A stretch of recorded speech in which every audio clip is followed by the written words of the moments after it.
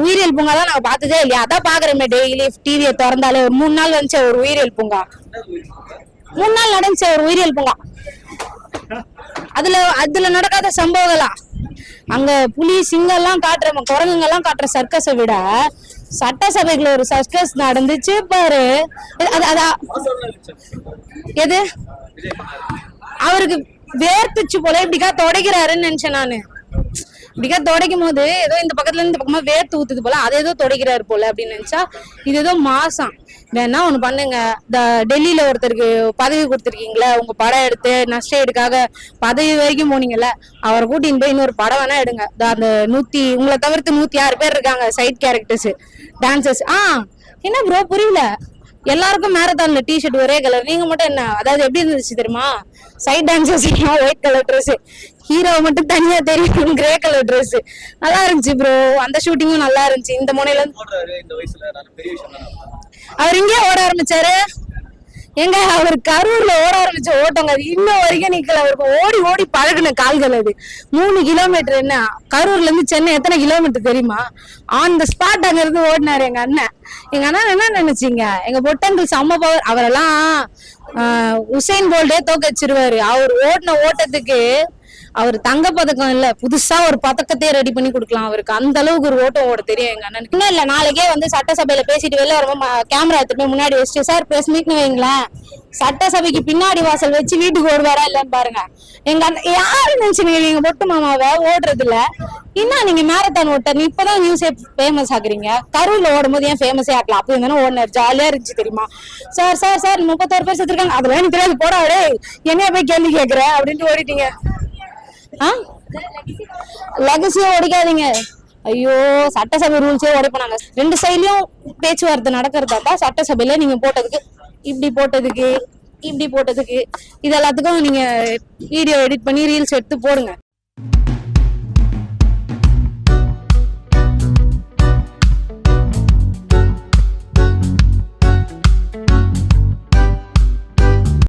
அதுக்கப்புறம் வேற என்ன பாயிண்டா, உங்க அண்ணன் பிறந்த நாளுக்கு எல்லா உயிரியல் பூங்காலையும் ஃப்ரீ கொடுத்தீங்கல்ல, ஓகே உங்க காசுல தான் கொடுத்தீங்க வச்சுப்போம்.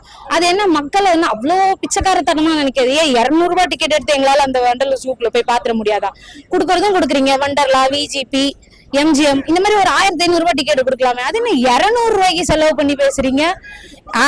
2000 ரூபாய் டிக்கெட், 1500 ரூபாய் டிக்கெட் வண்டர்லால விடு. ஒரு நாள் ஜாலியா என்ஜாய் பண்ணட்டும் உங்க அண்ணன் பிறந்த நாளுக்கு.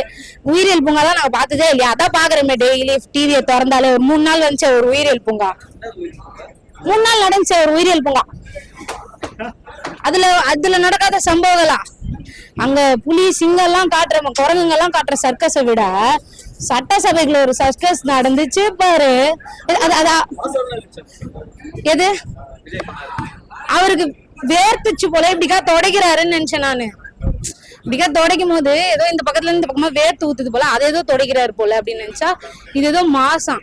வேணா ஒண்ணு பண்ணுங்க, இந்த டெல்லியில ஒருத்தருக்கு பதவி கொடுத்துருக்கீங்களா, உங்க படம் எடுத்து நஷ்டேடுக்காக பதவி வரைக்கும் போனீங்கல்ல, அவரை கூட்டின்னு போய் இன்னொரு படம் வேணா எடுங்க. அந்த உங்களை தவிர்த்து 106 பேர் இருக்காங்க சைட் கேரக்டர்ஸ் டான்சர்ஸ். என்ன ப்ரோ புரியல? எல்லாருக்கும் மேரத்தான்ல டிஷர்ட் ஒரே கலர், நீங்க மட்டும் என்ன? அதாவது எப்படி இருந்துச்சு தெரியுமா? Side dancers white colour dress, hero மட்டும் தனியா தெரியும் கிரே கலர் ட்ரெஸ். நல்லா இருந்துச்சு ப்ரோ, அந்த ஷூட்டிங்கும் நல்லா இருந்துச்சு. இந்த முனையில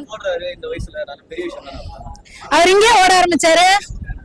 எங்க அவர் கரூர்ல ஓட ஆரம்பிச்ச ஓட்டங்க அது இன்னும் வரைக்கும் நிக்கல. அவருக்கு ஓடி ஓடி பழகுன கால்கள் அது. 3 கிலோமீட்டர். என்ன கரூர்ல இருந்து சென்னை எத்தனை கிலோமீட்டர் தெரியுமா? ஆன் த ஸ்பாட் அங்க இருந்து ஓடினாரு எங்க அண்ணன். எங்க அண்ணன் என்ன நினைச்சீங்க? எங்க பொட்டங்கள் செம்ம பவர். அவரெல்லாம் உசைன் போல்டே தோக்கச்சிருவாரு. அவர் ஓடின ஓட்டத்துக்கு அவர் தங்க பதக்கம் இல்ல, புதுசா ஒரு பதக்கத்தையே ரெடி பண்ணி கொடுக்கலாம் அவருக்கு. அந்த அளவுக்கு ஒரு ஓட்டம் ஓட தெரியும் எங்க அண்ணனுக்கு. அவர் இப்ப ஓடி பழகின பழக்கமே கிடையாது. அதாவது ஒருத்தன் டக்குன்னு அவ்வளவு சீக்கிரத்துல அவ்வளவு வேகமாலாம் ஓடிட முடியாது. அது ரொம்ப காலமா ஓடி பழகி பிராக்டிஸ் பண்ணுது. நீங்க ஒண்ணும் இல்ல, நாளைக்கே வந்து சட்டசபையில பேசிட்டு வெளில வரும்போது கேமரா எடுத்துட்டு முன்னாடி வச்சுட்டு, சார் பிரஸ் மீட்னு வைங்களேன், சட்டசபைக்கு பின்னாடி வாசல் வச்சு வீட்டுக்கு ஓடுவாரா இல்லன்னு பாருங்க. எங்க யாரு நினைச்சுங்க எங்க பொட்டு மாமாவை ஓடுறது இல்ல. இன்னும் நீங்க மேரத்தான் ஓட்டர் இப்பதான் நியூஸே ஃபேமஸ் ஆகுறீங்க. கரூர்ல ஓடும் போது ஏன் ஃபேமஸே ஆகலாம்? அப்படி இருந்தாலும் ஓடினார், ஜாலியா இருந்துச்சு தெரியுமா? சார் சார் சார் 31 பேர் செத்துருக்காங்க, அதெல்லாம் எனக்கு தெரியாது, போடாடே என்னைய போய் கேள்வி கேட்கிற அப்படின்ட்டு ஓடிட்டீங்க.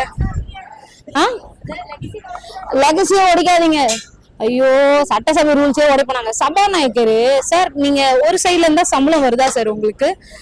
மாண்புக்குரிய, நான் ஒண்ணு கேள்வி கேட்கிறேன். 3 நாள் நடந்துச்சு அந்த சர்க்கஸ். அதுல 2 நாள் கிட்ட எதிர்கட்சிகளை அவ்வளவா பேசவே விடல. எதிர்கட்சி கேட்டா நீங்களா பேசக்கூடாது, அது முடியாது, நீங்க உட்காருங்க, நீங்க உட்காருங்கன்னாரு. அந்த சைடு இந்த சைட்ல இருந்து உதயநிதி கேக்குறாரு இந்த மாதிரி இந்த கேள்வி வைக்கிறேன்னு. அவரை ஃபுல்லா படிச்சிருக்கணும்ல. இப்போ முதல்வர் வந்து ஃபுல்லா படிக்கிறதுக்கு உரிமை இருக்குன்னா உதயநிதிக்கு ஃபுல்லா படிக்கிறதுக்கு உரிமை கொடுத்துருக்கணும்.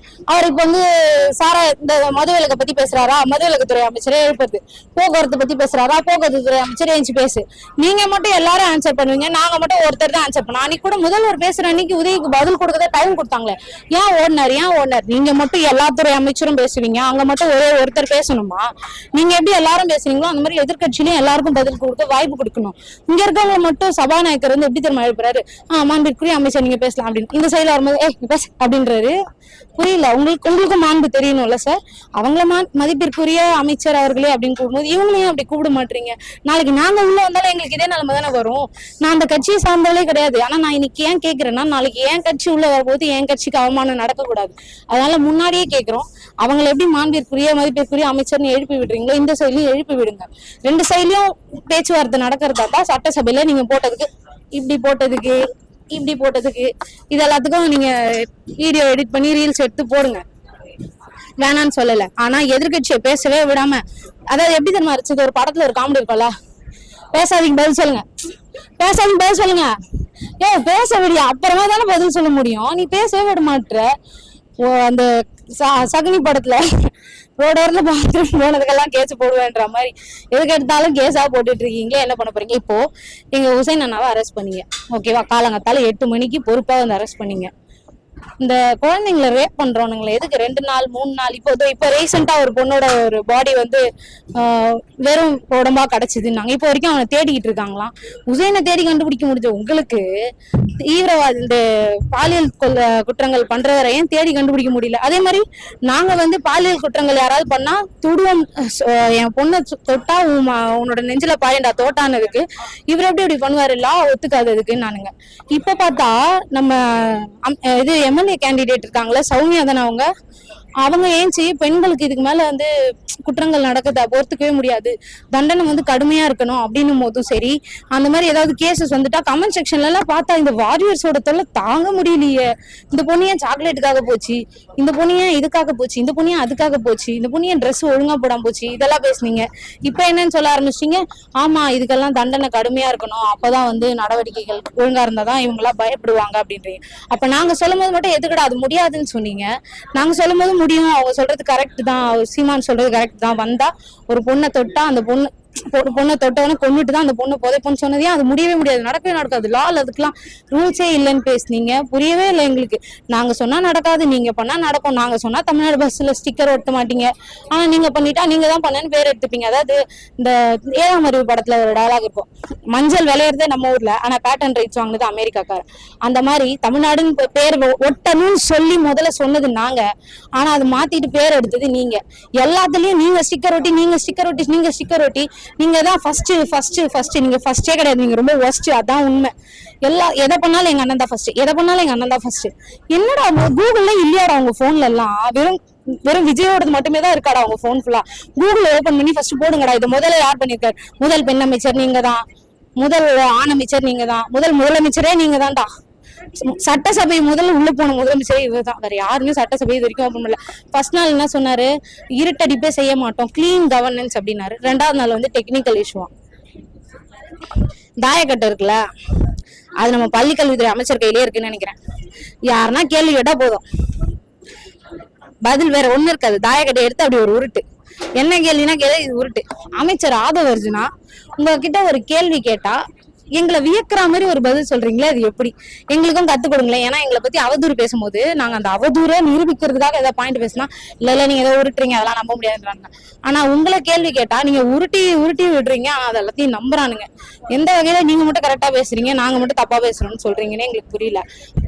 ஜாதிய ஒழிச்சே தீர்வோம், ஜாதி இல்லாம ஆக்கியே தீர்வோம், பிறப்புக்கும் எல்லா உயிருக்கும் ஜாதிகள் இல்லடி பாப்பா, அதெல்லாம் தூக்கி போட்டுருங்க. இனிமே ஜாதி பத்தா பார்க்கணும். அமைச்சர், பள்ளிக்கல்வித்துறை அமைச்சர் கையில என்னமோ சொன்னீங்களே மந்திர கயிறா, அது என்ன கயிறு, சிவப்பு கயிறை கட்டின்னு ஜாதி பார்த்துன்னு உள்ள சண்டை வருது, அதனால அது இனிமே பண்ணக்கூடாது சொல்லிட்டோம். அதான் கையில இருந்த கயிறு எடுத்துட்டீங்க, கழுத்துல மாட்டி விடுறீங்க ஆடு மாடு மாதிரி. இது இந்த ஜாதி இது, இந்த ஜாதி இது. நான் கேக்குறேன், ஸ்கூலுக்குள்ள எதுக்கு ஜாதி? ஜாதி சான்றிதழ் ஒன்று வாங்கி ஸ்கூல்ல அட்மிஷன் சேர்க்குறீங்க. உங்களுக்கு அந்த பொண்ணோட ஜாதி என்னன்னு தெரியணும்னா போய் அந்த ஸ்கூல் அட்மிஷன் ஃபார்ம்ல ஓபன் பண்ணி அது என்னன்னு தெரிஞ்சுக்கோங்க. அது எதுக்கு அந்த பொண்ணோட ஐடி கார்டுல போட்டு விடுறீங்க?